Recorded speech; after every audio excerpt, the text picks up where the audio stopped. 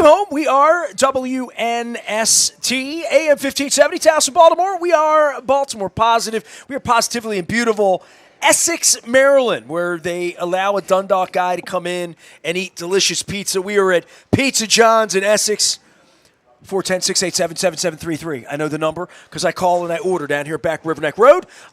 Ray Bachman has walked in unwittingly in all of this, so he will be eating some semblance of my Dundalk Hawaiian pepperoni pizza over there without pepperoni. He's doing bacon. I don't know what he's doing. We're here having the Maryland Crab Cake Tour and pizza and cheesesteaks and french fries and proper gravy and proper fried onions and proper provolone. It's all brought to you by the Maryland Lottery. I have some scratch-offs to give away. Lucky Sevens, Pressure Luck. I swear the Ravens ones are on the street now. I will have those next week. We will be at Costas and Timonium on Monday. We will be at Slancha at Fells Point on Tuesday. And we're wrapping things up with Coco celebrating their 40th anniversary on Wednesday. I have great guests. I've had a lot of Republicans lately. People think maybe, Wes Moore thinks that maybe I'm changing him and Craig Thompson.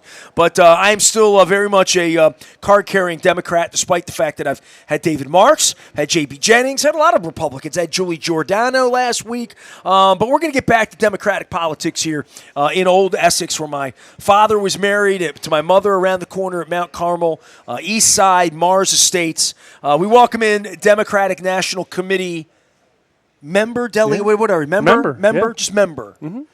Robbie Leonard back on the program, here to schoolhouse rock us through delegates, delegations, local attorney in Towson, and I don't want to compare you to Thiru Vignarajah, but off-time political candidate. I don't want to say that, but you have when Ray Bachman came in, he said, "Who's this guy?" I said, "Well, he's run for office and 49% of the vote." What did you get for the attorney race? 47? 49. 49 both times? I've gotten 49 in 2 elections in a row. So, yeah, you can call me a perennial loser. That's fine. That's not true.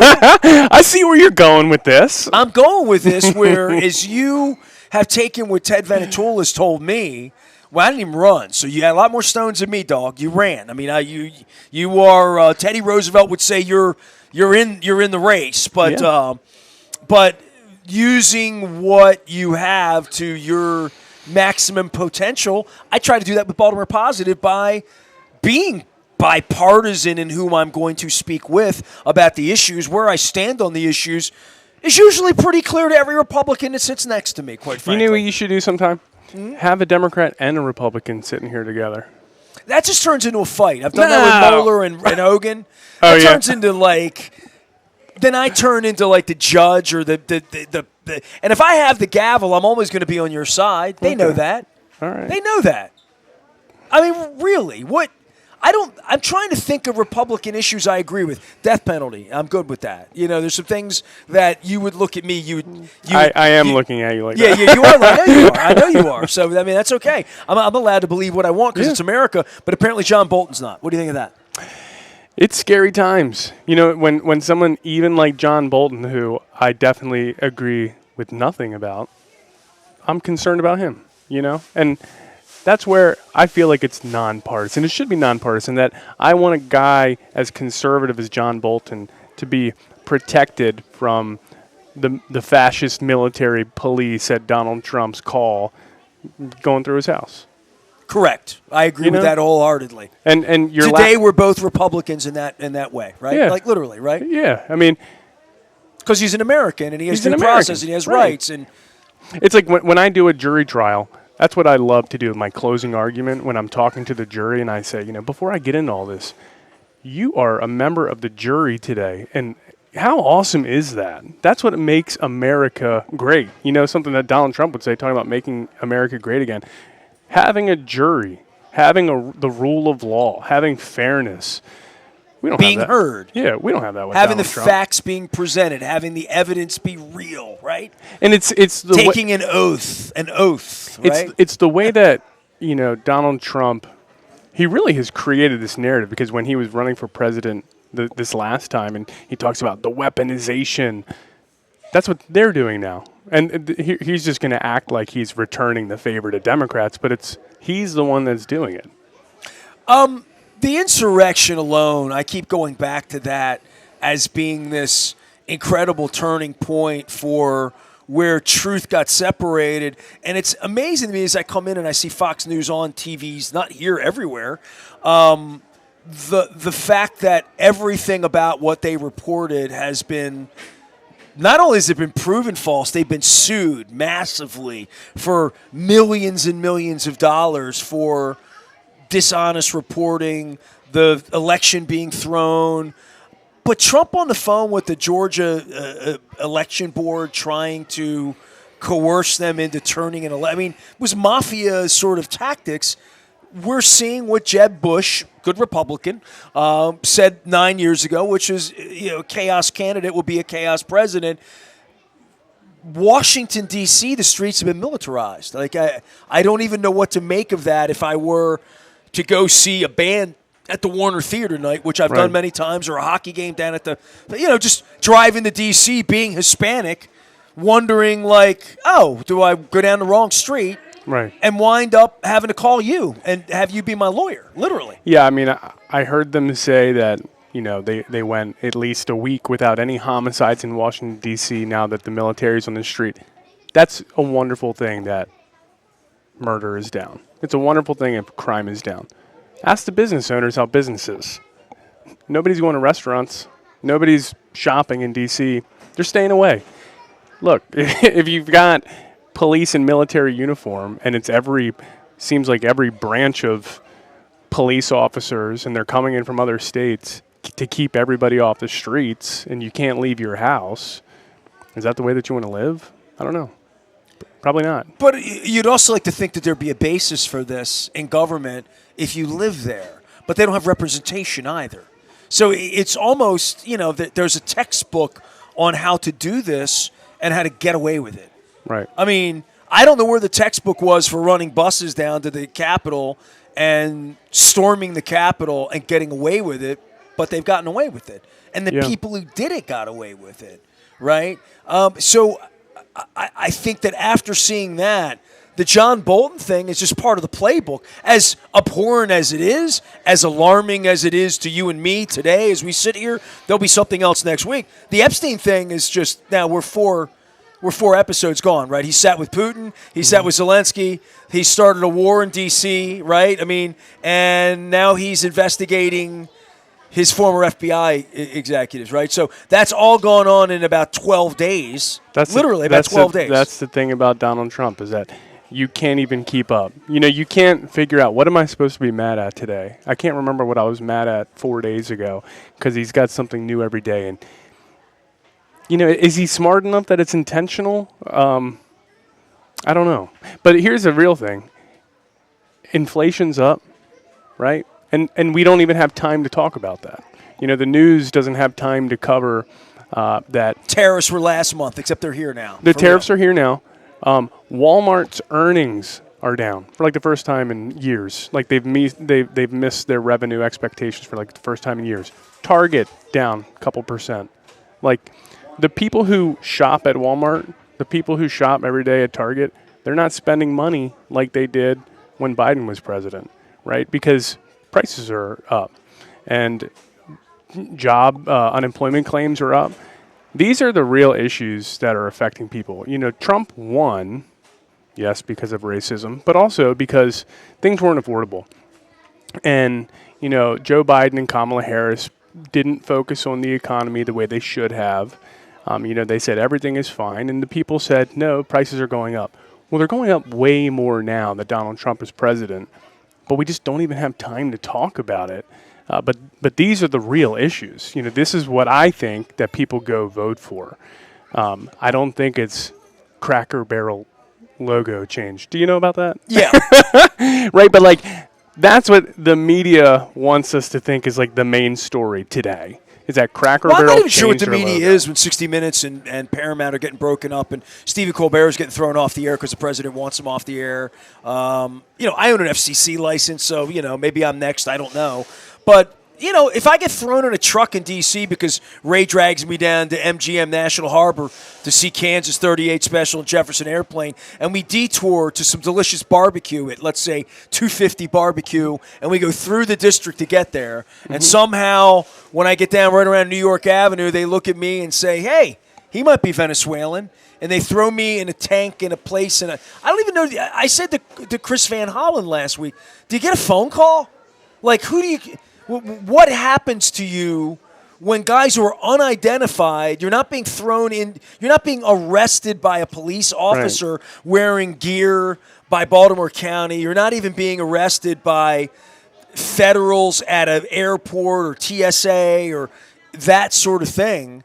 You're being arrested by people in masks who are unidentified. From a legal standpoint, attorney Robbie Leonard, what do you say to that? Because I don't even know what to do with that. When Chris Van Hollen and Odette Ramos said to me last week down at the beach, they've gone to this holding tank down here in Baltimore, and they're breaking all sorts of laws in regard to who they're holding, why they're holding them, how they're holding them, and the overarching part of this, why it got elected, was we're going to get the bad guys off the street. The MS-13, because I know I look like MS-13 here. But the idea was to get the bad guys off the street. That's not really what's happening right now. And that's not what's happening with citizen cameras on the streets. But I don't know what the rights of someone who cannot prove their citizenship upon demand. If somebody came into me right now, I'd say I was born at Church Home Hospital, and I could tell them my life story. But if there are 5 guys in a mask and I start to resist, I don't know whether I'm being kidnapped or whether I'm being detained.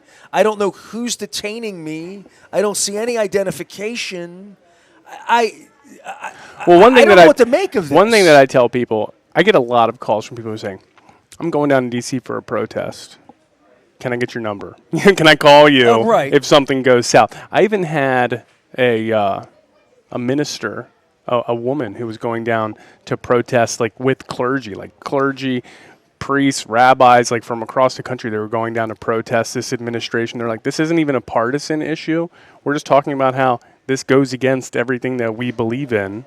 They asked for my number just in case something happens. But you're right. Like, what do you do when they don't care? Like, what do you do when they're like, no, we're just going to lock you up, and not even just lock you up, but send you to Alligator Alcatraz, right? Because that's what they're going to do. And no one will here to be documented. No one will be here to represent you in any way or to even represent what is happening to people. I mean, it reminds me of the first scene in Roots where they're just picking up slaves on throwing them on a boat. And like, literally, what are we doing? What is this? But your point... I thought we had laws here, Robbie. I mean, as a lawyer, that's what I would say. I thought we had laws here, dude. But your point about masked people just jumping out of a truck and grabbing you, and they don't have warrants, and they're not showing you badges or anything like that.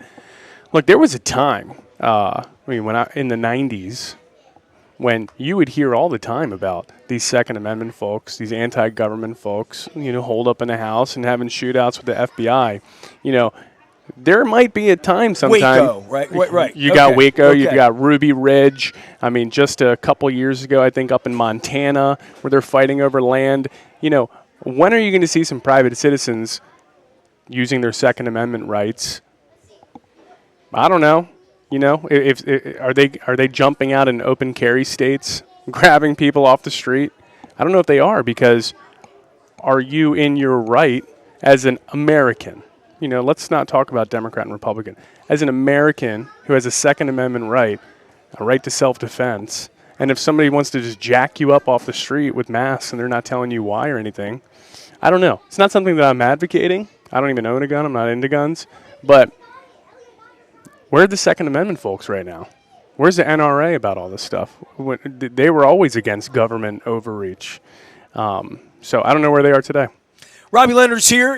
I know where we are. We are in Essex right now I had a cheesesteak, dude, and it was divine, and I'm doing this 27, my tastiness thing, and the pizza here is fantastic. But pizza's subjective, Ray got bacon and bacon and pineapple and ham on his. I would have told him to get the pepperoni here because you're at Pizza John's and the pepperoni's kind of great here. No, you add jalapeno to that pizza, and that's the best. That's your thing. That would be it. You need it to be spicy. I need jalapenos, pineapples, ham, bacon. That's good. Well, Ray, you happy with that, Ray? Ray's good with that. Ray said, take a slice is what he wants there. Ray Bachman has just, walked in. Wendy Bronfine from Curio Wellness, one of our great sponsors, coming by. There's a lot of people on, I would say, your side of town because you're from Cockeysville. I'd say anything west of York Road would be the other side of town if I'm delineating. I'm not taking 83 or just York Road. Anything west of York Road's the other side of town. They don't know about some of the wonders over here on the east side. I mean, people like over in Catonsville tell me about this Sorrento's place, having a good cheesesteak. Sure. I had J.B. Jennings here, gave me place way north of Tamburinos. I don't know about Tamburinos. I don't know about that. Apparently it's out in Harford County. So, but Pizza John's is an institution, but being a sort of Towson guy, has this been on your rotation? You've had pizza here before? It's been years. I think I've got an 8-year-old and a 6-year-old. I don't think my 6-year-old was alive when I took my 8-year-old here. He must have been like 2 or 1 the last time I was here. The last time for being our guest tonight, we're going to send you home with a pizza for your family. I will take it. My family would love it. Behind door number 1. Our last pizza was Domino's. Don't tell me. No. We're going to upgrade your pizza, dog. No, Come but on. Cheesesteaks in Towson, you go to the real thing. That's the place. Well, yeah. I went there when the first guy opened it. I want to say his name was Larry. It was back in the house, behind where like the crease, or not the crease, where Poor Dick's was. It's now probably the movie theater. Like it was. There was a house back there that you pulled up. It was like it had a porch. And he made the cheesesteaks behind. That was the original real thing. Black and white signs, all that. Now, I know it's down on York Road. Yeah. I've seen you post about their cheesesteaks. You should go there. They're cash only, so be ready. They have an ATM in there, but, you got to bring cash. It's like South Philly's all cash still to this day. It's good. No, the last time I was Essex was a few weeks ago. I took my kids out. My wife was out of town. I said, I want to go somewhere on the water. Nice. Carson's Creekside. Okay, right by the Marietta. It was great. My kids loved it. There was a band. They were playing like Steely Dan covers and all that kind of stuff like that. So anytime I can get out on the water, listen to some music, get some steamed shrimp, that's what I'm talking about. All right, well, bring me over here more. Are you done running for all? I mean, I'm not even kidding you about running, but you have run serious campaigns in a serious way and come up really just this short. I would think that you're still compelled to maybe want to run, but maybe not with kids now and like where you are. Yeah, I'm retired, especially with kids now because I like to be home with my family. Okay. I coach baseball, I coach wrestling, I coach soccer. Whatever my kids are playing, I'm the coach.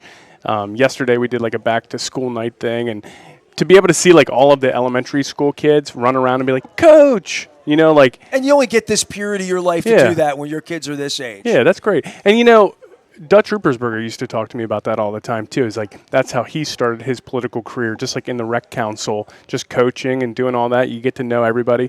That is true. Like you really get to be part of the community. My dad was a rec council leader, so yeah. I mean, the parents all know me. And I'm just coach to the kids. You really can't beat that. Dude, to this day, my dad's birthday, March 5th, my dad's been dead 32 years. When I put up my dad, everybody who ever played Little League, Mr. Mac, you know what I mean? Like, you keep that. That goes with you everywhere you go. When Bino Ranson sees me, I coached him when he was a little boy, Maryland assistant coach. To this day, I'm still like his coach, and it's weird to me. You know what I mean? Mm-hmm. He's bigger than me, feels older than me, but like you'll always be coach to these kids. You know? That's important. Yeah. This past summer, one of my 8th graders from my wrestling team, he put me down as a reference so he can get a job at a snowball stand for the summer. Like, that was the coolest thing. When he called me, he's like, can I put you down as a reference so I can get a job at Snowasis? I said, are you going to give me some snowballs? Right. Are you going to hook me up? Can I pay for the medium and get the large? Can I get some extra marshmallow in there? Yeah, I'm not a marshmallow guy, but, I know Snowasis. Yeah. So that's what I'm doing right now. I'm retired, but, I'm still all over social media and shouting out into the void. Well, more important than that, you are a DNC member. So I was trying to explain to Ray, who's probably on the other side of political fence at this point. Ray's agnostic. Ray don't believe anything anybody has to say, except Van Halen, and then he buys that, or Poison maybe. But Tell everybody about this Democratic National Committee, because I tried to explain to Ray, like, hey, you know, when the Democratic National Convention, where is the next one? Do we know? We don't know yet. We're not going to know for a while. It's not done? Okay, all right. Oh, no, the convention, because that's 28. So we're 2025 right now. So 2028 is the next. It just feels like Trump's been convention. running the country 3 years, not 3 months. Oh, my God. No, I just saw, like, J.D. Vance yesterday giving a speech, and it looked like he was giving a campaign speech, you know, because we know that he's the next Republican candidate, and it just felt like we're already in the 2028 election cycle. And, you know, with the eyeliner. And I think everybody is looking at Gavin Newsom right now, like he's kind of dominated the conversation on the Democratic side. And it does feel like Well, he's owning social media right now. He's doing a great job. You know, like, look, we a few months ago, the Democrats were all talking about, like, we need to be on podcasts, right? Like Baltimore Positive. Sure. We need to be Wes out here. Moore. Hi, Carter. Hey, Wes. Hi, come Carter. on. Yeah. Come with me. Next time, Yeah. come sit with me. Yeah. We'll get a cheesesteak, some pizza. Yeah. Because we got to get out here and talk to the people. And that's who listens, you know, to Baltimore No Positive. one listens to Baltimore Positive. But Everyone Gavin knows. Newsom early on, right after the election, he was going on conservative-leaning podcasts. But now he's just totally taking over the conversation. And he's decided, you know, I'm going on social media, and I'm going to talk like Donald Trump. You know, and he's putting out statements like all caps, calling people names and all that. And, you know, God, can you imagine if Barack Obama did this kind of stuff back then? No one could talk like that. But then Donald Trump comes along, doesn't give a shit. Yeah. And we allow him to do it. But when a Democrat talks like that, we say, you can't talk like that. That's not presidential. And Gavin Newsom's like, you know what? I'm going to do exactly what Donald Trump does. And if you think I'm crazy, look at him. Like, he's making it... It's satire. It is satire. Anytime someone from Fox News or somebody criticizes the way Gavin Newsom is on social media right now, he just comments like, the joke, right? Like, Yeah. You're not getting it. You're almost there. By calling me out, you're almost there. Now look at that guy. You know, so I love what he's doing.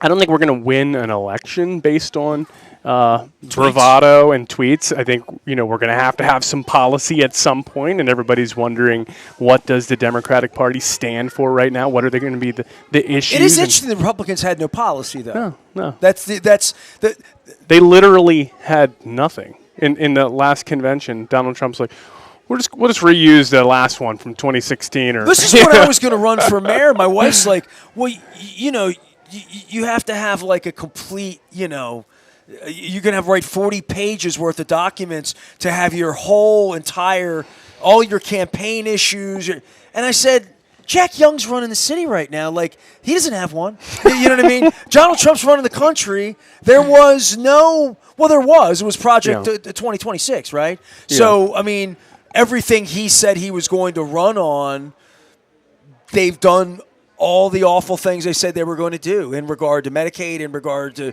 Social Security, in regard to elections. And, I mean, they've taken over water. We're 20 minutes into the conversation. We've taken on all of that. But the Democrats are still thinking like, well, we need to have issues. We need to have things. We need to have a platform. And I don't know. I'm not even half kidding with you, Rob. No, I think vibes are very important.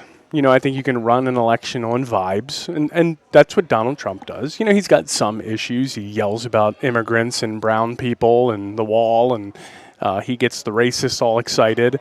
But it's vibes, right? And I think we talk about the young males being lost and maybe going over towards Trump. And, you know, that's where I think Gavin Newsom is looking strong in, you know, reaching out to males. The Michigan Senator Slotkin, Senator Sure. Slotkin, she would talk about, like, we need to be alpha, right? And I think Democrats are seen as beta, right? We're wimpy. We're sissies. We got to have some alpha. We got to have some muscle. And that's what Gavin Newsom is doing good, is just going right into the fight. He's not bringing a pencil to a knife fight. He's bringing a knife to a knife fight. Well, Pete Buttigieg has done as good a job as anybody on social media.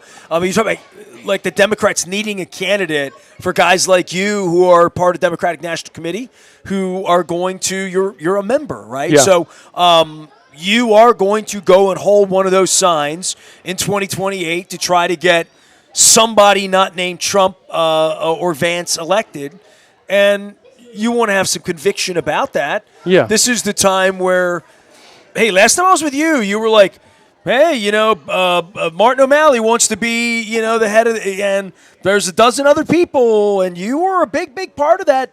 Yeah. That stuff that people don't know that goes on, quite frankly. So now Ken Martin won that election. I supported him. I cast my vote for Ken Martin. He's from Minnesota. That's why we're going up to Minnesota for our next meeting. And he is the DNC head, correct? That's right. He's the chair of the DNC. And he's out there. He's doing a good job. He's not going to be as known as a Bernie Sanders or Chuck Schumer. He's when people are wondering who's the leader of the Democratic Party, people aren't really looking at the chair of the national party as like leading the conversation. Like right now, I keep mentioning Gavin Newsom. But from a strategy standpoint, it's important. What he's doing, he's doing a great job. He's really been increasing our grassroots fundraising numbers, so our small dollar donations are up big time.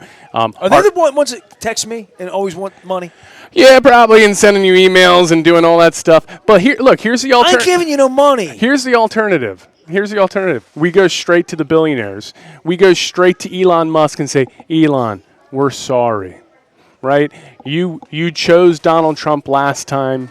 We're sorry. What can we do to get you back? What can we do so that you donate billions of dollars to us? So I'm not going to text grandma anymore for money. I'm not going to text your neighbor anymore for money because I don't care about them. I just want to go straight to Mark Zuckerberg.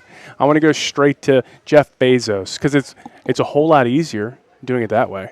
It truly is, right? If you want to raise money, get a whale. Running for office, you get a whale.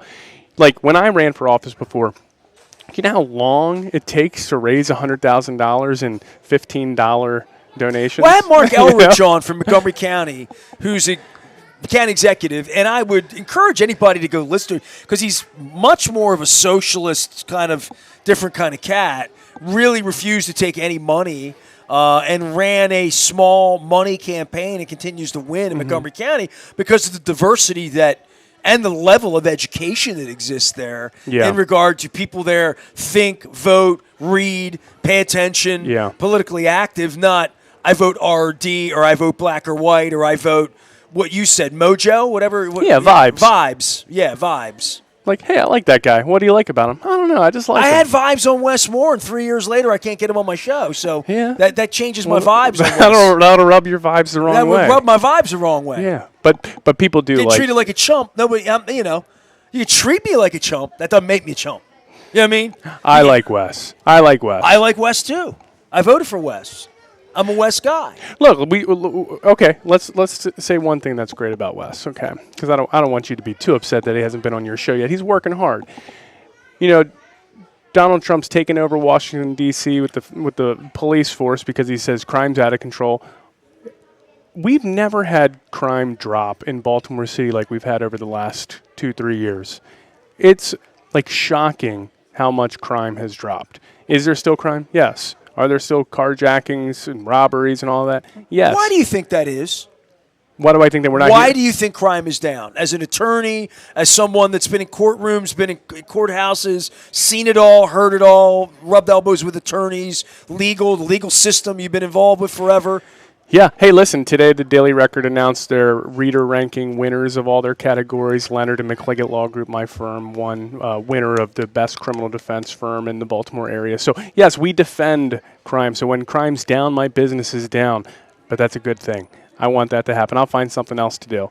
Why is crime down? Number one, it's down nationally. So why is it down nationally? I don't know.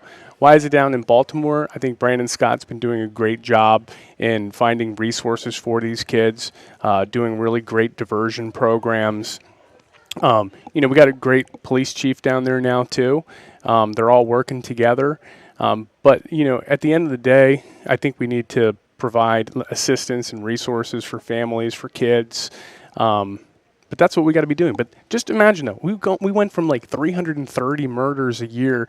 We're going to be down less than 200 this year, right? That would never have happened. And what I said to somebody the other day who said, yeah, but crime's still a problem and Democrats can't just say crime's down. If Donald Trump took over the Baltimore police force 3 years ago and then showed up today and said, we dropped murders from 330 a year to 100-something a year, he'd stand up and say, give me a Nobel Peace Prize for the work I did. Well, that's what we've done here, right? We did that here in Baltimore already. The work's not over. It's still happening. Wes Moore has done a great job giving resources to our government employees like parole and probation. When Larry Hogan was gutting government employees, we had so many vacancies in our government. So, Wes Moore is funding those areas and making sure that we do have oversight and we're monitoring safety. So we've done a really good job there. Well, crowing about the crime numbers in the city's great. I mean, I think even better is when I, as a citizen who left the city to go to the county, I took a friend of mine out to dinner who works at the hospital at Johns Hopkins, and I drove through the city. I've driven north and south through the city 4 different routes, not 83, okay? Mm-hmm. So York Road, Howard, I took, last night I went through Hopkins, 23rd Street from Clavel over to Loch Raven. I took Loch Raven north. I've taken Paring south to north, and then north over to Broadway Inn. And just driving around, and the observation I made, these are nice spring days, wind is down. I made this observation to my friend at the hospital. My wife spent 155 nights at that hospital fighting for her life. So driving in and out of there kind of gives me not the vibes, the opposite of the vibes, creeps. So when I drove through, my eyes were wide open about what had changed and because I haven't been down there in a while. I mean, I haven't gone with my wife to the hospital probably 3-4 years. So driving around, and my observation was, the city's getting better. And if Brandon Scott were sitting here right now, and I had Zeke Cohen on last week before I had that observation. This is over the last couple of days. I've been driving in and out in different ways. I feel like the city's cleaner. Like there's been certainly the congestion at the bottom of President Street and the squeegee board. Like I drove through there today, just this morning. I was in Federal Hill this morning. I do feel like it's getting better visually, physically, trash, cleanliness, people, the lean, all of these bad stereotypical things. I feel like it's getting better. And that's my eyes. Yeah. That's my eyes. Yeah, it is. And we can't hide the fact that there's still so much room for improvement. Of course. But these are the same streets I've gone by before where I was like, it was dirty the last time. It's clean now. Yeah. It was boarded up now. Now it looks like it's something. Yeah. You know what I mean? I feel like not when I drive by the mechanic hole, and I went through that with Zeke Cohen last week, or Harbor Place or whatever, but I do sense, in a general sense, this thought of Donald Trump and Wes Moore saying, come to town, Don, I'll ride you around, or whatever. I do feel like I could put a stranger in my car and drive them around Baltimore and show them, without being too intentional, without being like, can't turn here, can't turn there, wouldn't turn here, just drive around and say, we got warts, we got problems, but the bones are clearly here. And I feel like we are in the middle of the beginning of some kind of renaissance. I believe that. But you know what else you have to do, though, is when you're driving through. And so, I used to be a public defender in Baltimore City for a long time. And so you've seen it all. I've seen it all. And then when I represented kids who were lead poisoned in civil cases for the next 7 years after I left the public defender's office, I used to drive to the houses where the lead poisoning happened, and I would take my. This just makes you so liberal, maybe. And that's where I'm getting. Republican people coming to you. This is where I'm going with this. Is that I would take my legal assistants with me. A kid maybe right out of college who grew up in Towson and only went to Oriole games and went down 83 and never veered off. Right. I say drive around this neighborhood. Now, look at this house here. Here's a whole block of row houses. One of them is still up. The rest of them have trees growing through the roofs. They're vacant. I said, see that one house there that someone lives there? Where does that kid go to school? Where's his summer job going to be? What park does he go play Little League Baseball at? Where is his bus stop to go to school? Where's everything that you thought of as normal? Well, yeah, right. Right. Where's the restaurant that his family would go to when he gets good grades? Where's his Pizza John's? Yeah. Right. Yeah. So, and you go, nowhere. And you say, well, how's that kid going to make it? You know? And so what do you expect? Right? And so that's my mindset of like, that kid's struggling. Now, what if his family says, let's move to Baltimore County to give him a better life. Let's go to a Baltimore County school for that kid. Well, wherever he lands, some jerk's going to say, oh, he just came from this city. I don't want, he made my neighborhood worse by coming here. But that family did everything they can to come out to give their child a future, right? And so that's just how I look at people. That's how I view people of, this is somebody who just needs a life. Right, that's the way I think about kids in Gaza right now. You know, whatever you think about like war in the Middle East, I always think there are children there who've got nothing to do with this. Right, they don't make any decisions, but they're just trying to live a life. Right, so that's why I'm liberal. That's why I'm progressive. That's why I'm whatever. Because I'm always trying to think of like, this is a kid. So going back to, I'm just coaching right now. Yeah. Like, I'm doing the best thing in the world right now because I'm giving an outlet for some kids. I'm giving a resource to some kids. I'm giving, you know, a couple hours a week so kids can have some fun. So, yeah. Teaching them teamwork, organization. What are you teaching them? Oh, man. When you got like 6-year-olds trying to hit a baseball. Yeah, so the next... Just make sure they run to the right, not to the left. Right? My kid's like the only one who still runs to third base. You'd think like his dad wasn't the coach, but no, we're always good. So we're starting... Is he left-handed, dyslexic? No, Have we figured any of this out? I don't know. He just likes Pokemon, you know? All right. That's where the kids are nowadays, Pokemon. But no, we're starting soccer season on Monday. Imagine if Pokemon would be more popular than last place baseball.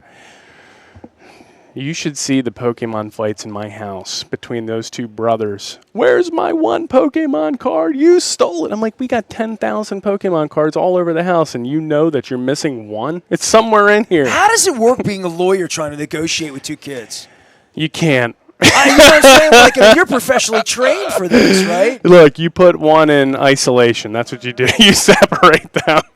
You say, go upstairs and watch The Simpsons. That's how you get the truth. Separate them, get both sides of the story? Well, we always know which one's we know which one's telling the truth. Wendy Bronfine's coming in a couple minutes from Curio Wellness, and I was their guest at the BMW, and they had a beautiful, chalet over the 18th hole, like all that, and the drinks and the food, and like all that, great people around. We had a good time.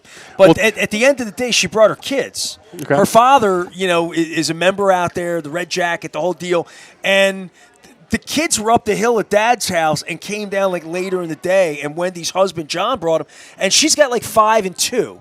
And I just watched 20 minutes of this, and I just was – I said I feel like I saw a completely different side of all that you have to deal with when I don't get a text returned. Well, hey, that's true. That's true. And my hundreds of clients have my cell phone and text me all night long and all weekend, so but tell Wendy that, she helps me get through the day, well, too. You know what I'm saying? Because we stop by Curio sometimes ourselves. And I'll make the introduction. I'll get you the elbow bump. Robbie Leonard is here. He is a good attorney here in the Taos area. So, criminal defense, why would I call you?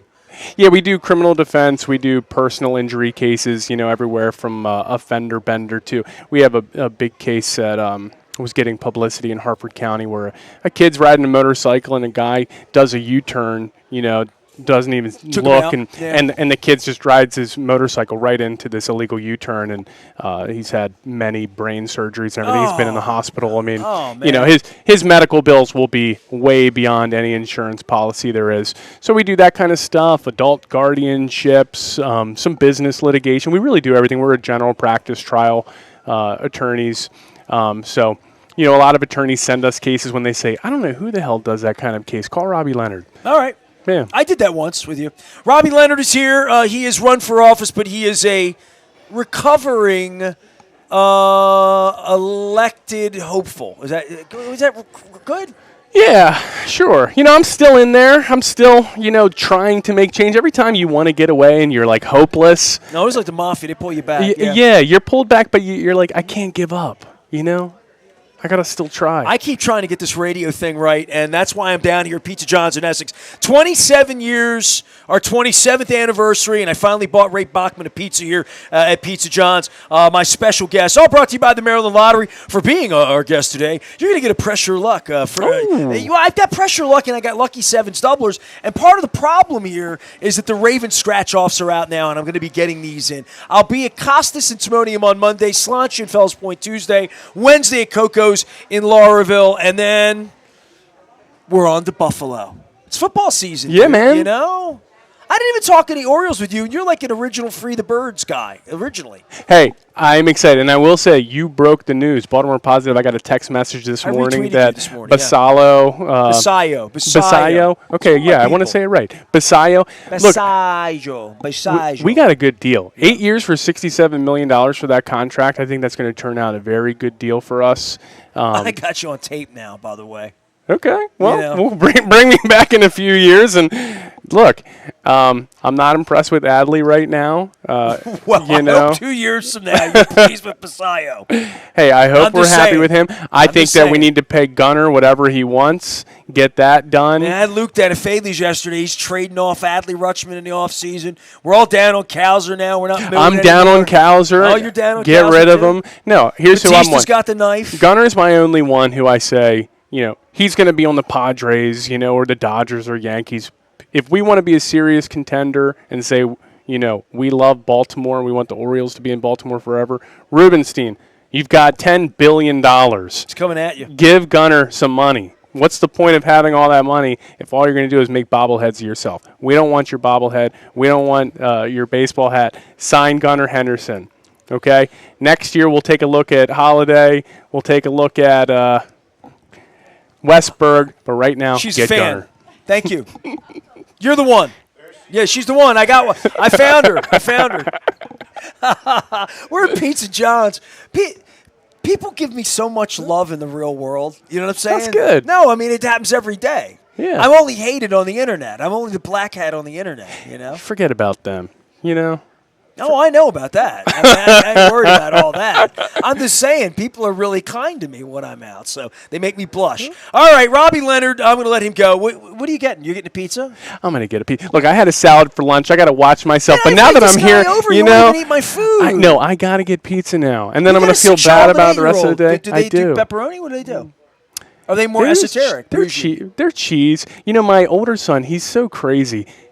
We'll get a pizza, put a slice in front of him, and then he'll just take all the cheese off and throw it on the plate, and he won't eat the Alan cheese. McCallum right there takes all the cheese off his pizza. That's why I'm gaining all this weight, because then I walk over and then grab his cheese and I put it on my slice. Dude, Robbie comes in here, and I got a cheesesteak as big as my head. I got French fries. I got gravy. I ate it all. And he's like, dude, how do you stay skinny? Yeah. And I'm like, man, it's that hot yoga mat. It's my friends at Planet Fitness. It's my wife walking it off me, making sure that I'm right. I hydrate. I drink a lot of water. Yeah. But I'm down with that cheesesteak. I'm going to have to do some hot yoga. All right. Well, Wendy's here now. All right. He wants to meet the Curio lady. I am Nestor. We are WNST. We are back for more. We will meet the Curio lady, the foreign daughter lady, the mother, the banana mom. Bananas. Her kids are the bananas. I went up talking banana ball with 5-year-old. You get bananas? Your kids get the bananas? They don't like bananas, but we went to Banana Bowl. We did go to the Savannah Bananas. It was like the best experience ever. Like, I'm not even kidding. Everybody's saying this to look, me. Wendy, now I'm eating into your time now. Nestor, you were posting on social media like, I don't get it. Someone explain Banana Ball. It was like the greatest experience. When you're at that game and they just have like music blasting the entire game, you're like, I don't think I can go to an Oriole game without music. Like, when I come back, I'm going to be sitting here like... Did you go the first night or second night? The second night. So you didn't do Adam Jones. You had Matt Wieters. We had Matt Wieters and Nick Markakis, and I love Nick Markakis. But my kids love it. We even got a foul ball. Like, I don't think I've ever got a foul ball in my entire life. We were up in, like, upper deck, and I said to my brother, do you think we can catch a foul ball from here? Because the rules are if you catch the foul ball in the air, it's an out. The batter is out if a fan catches the foul ball. And he's like, nah. He gets up and leaves. I get a foul ball. I didn't catch it, but it bounced off the wall, and I picked it up. And I got a great picture of my kid with a yellow ball. It was the best. Dude, Friday night, my wife says, what are we doing? You know, and I'm like, well, the bananas are on. So I put it on, and Curio may have been involved in this as well, as you know. And I'm sitting there, I'm 5 minutes into this, and she came in the middle, like I'm 5 minutes in. She's like, well, and I'm like, it's goofy. It's like HR Puffin stuff crazy. You know what I mean? Like it doesn't even make any sense. It's nothing. They to do got with a guy on stilts pinch hitting. You know. Well, this was about 10 minutes before Adam Jones came to bat. So my wife jumped in we have a love sack, a big beanbag, and we sat there, and we actually had a couple drinks too.